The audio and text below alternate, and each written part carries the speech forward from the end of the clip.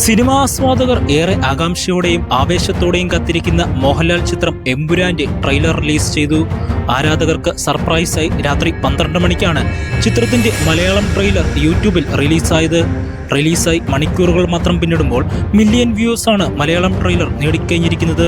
തുടർന്ന് ഹിന്ദി, തമിഴ്, തെലുങ്ക്, കന്നഡ ഭാഷകളിലെയും ട്രെയിലർ പുറത്തുവന്നു. Trailer launch event മുംബൈയിൽ നടക്കുമെന്ന് അണിയറ പ്രവർത്തകർ നേരത്തെ അറിയിച്ചിട്ടുള്ളത്. ചിത്രത്തിന്റെ ടീസർ ജാനുവരി 26-ന് പുറത്തു വന്നിരുന്നു. മാർച്ച് 27-ന് ചിത്രം ആഗോള റിലീസായി എത്തും.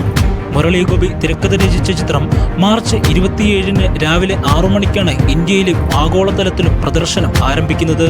തമിഴ്നാടിന് പുറമെ പാൻ ഇന്ത്യൻ തലത്തിലും വമ്പൻ കമ്പനികളാണ് ചിത്രം റിലീസ് ചെയ്യുക. 2019-ലെത്തിയ ബ്ലോക്ക് ബസ്റ്റർ ചിത്രം ലൂസിഫറിന്റെ 2ാം ഭാഗമായി റിലീസ് ചെയ്യുന്ന എമ്പുരാൻ 3 ഭാഗങ്ങളായി കഥ പറയുന്ന ഒരു സിനിമാ സീരീസിന്റെ 2ാം ഭാഗമാണ്. മോഹൻലാൽ നായകനായി അഭിനയിക്കുന്ന ചിത്രത്തിൽ പൃഥ്വിരാജ്, മഞ്ജു വാര്യർ, ടൊവിനോ തോമസ്, ഇന്ദ്രജിത്ത് സുകുമാരൻ, സുരാജ് വെഞ്ഞാറമൂട് തുടങ്ങി വമ്പൻ താരനിരയാണ് അണിനിരക്കുന്നത്.